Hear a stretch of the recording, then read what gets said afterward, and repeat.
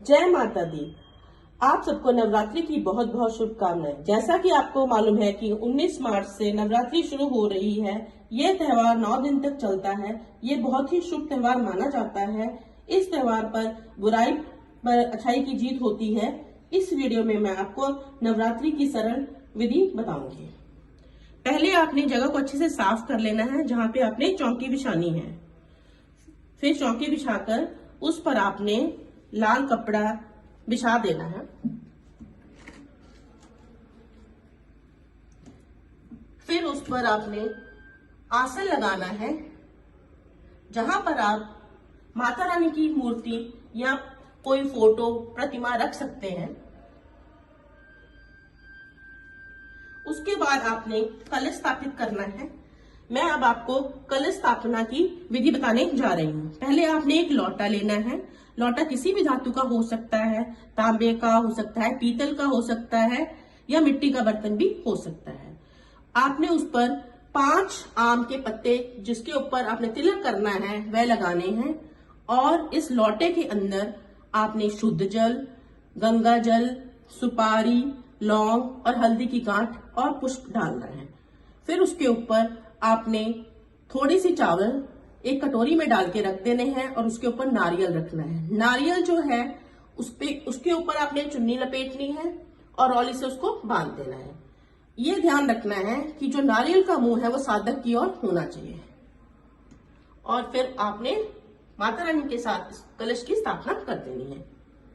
इसके बाद आपने गणपति जी की स्थापना करनी है। जैसा कि आपको मालूम है, गणपति जी विघ्नहर्ता हैं। उनकी पूजा हर पूजा से पहले होती है। गणपति जी को भी आसन दे देना है और उनकी स्थापना कर देनी है। उसके बाद अखंड ज्योत देनी है माता रानी को।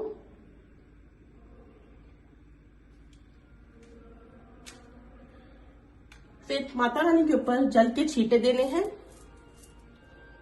गणपति जी के ऊपर, ज्योत के ऊपर, सबके ऊपर छींटे देने हैं। फिर माता रानी को चुन्नी अर्पण करनी है। उसके बाद तिलक,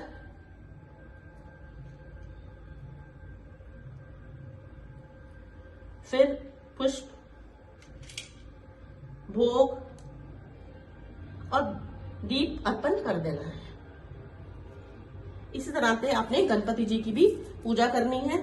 छिट्टे देने हैं, उनको जनेऊ अर्पण करना है। अगर जनेऊ नहीं है तो आप उनको रौली भी अर्पण कर सकते हैं। तिलक लगाना है, पुष्प अर्पित करने हैं, भोग चढ़ाना है और दीप अर्पण करना है। 4 बारी आपने दीप अर्पण करना है। इसके बाद आपने भोग लगाना है। भोग हो सके तो आप पान के पत्ते पर 2 लौंग, 2 इलायचियां रख कर दे सकते हैं। बताशे का भोग भी बहुत ही शुभ माना जाता है। फिर आपने यथानुसार दक्षिणा देनी है और हाथ में पुष्प को लेके ये संकल्प करना है कि हे माता रानी, आज मैं आपकी नवरात्रि की स्थापना कर रही हूँ। 9 दिन तक मैं आपकी पूजा पूरी विधि पूर्वक करूंगी और जो भी कथा आप करना चाहते हैं, जैसे कि दुर्गा स्तुति आप कर सकते हैं या कोई और कथा करना चाहते हैं जैसे दुर्गा कवच, वो कर सकते हैं। लेकिन आपने पूरे नवरात्रों में वो करनी है और सुबह भी आपने और शाम को भी 2 टाइम आपने जो है इनकी पूजा करनी है। और जब कथा सुनने के बाद जो पुष्प है वो माता रानी को अर्पण कर देना है। इसके पश्चात आपने हवन करना है। हवन का बहुत ही महत्व बताया गया है नवरात्रि में। हवन करने के लिए आप कोई भी दीपक ले सकते हैं, उसमें आप कपूर रख सकते हैं।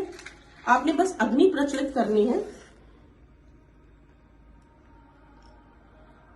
कपूर में आपने लौंग, इलायची डालनी है और अपनी मनोकामना माता रानी को कह देनी है और कहना है कि हमारे परिवार के ऊपर आपने अपनी दया दृष्टि डालनी है और सब पर, सब बच्चों पर, सब घर के मेंबर्स पर अपनी दया दृष्टि दर्शानी है। और शाम को भी आपने आरती जरूर करनी है। जय माता दी।